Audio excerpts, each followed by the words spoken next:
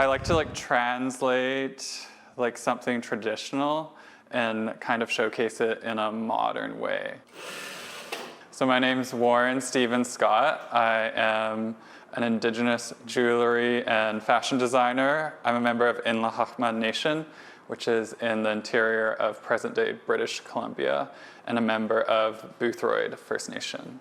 Warren Stephen Scott began his career in 2018, designing earrings inspired by his Indigenous culture. All of the shapes kind of are drawn from the Pacific Northwest, shapes you'll see in carvings, in Salish design, but rather than creating a figure out of the shapes, I like to focus on the fundamental shapes themselves.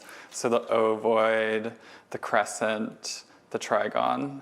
And in an effort to reduce waste, the offcuts of the acrylic sheets have been turned into limited edition art pieces. All these cutouts, they are also an example and a connection to all the customers and all the people that are already wearing the earrings. But now, for the first time, he is presenting a fashion collection. A few dresses, and with these were shown at Indigenous Fashion Week in 2020, which was an online virtual show. The clothing was inspired by cedar weaving, but instead of weaving the clothing together, I gathered them and kind of wanted to imitate the cedar woven texture. So the whole collection kind of plays off of the weaving, interpreting the weaving in a different way, but with some ruffles and A-line. He's hoping that his collection will help weave a new expectation of Indigenous design.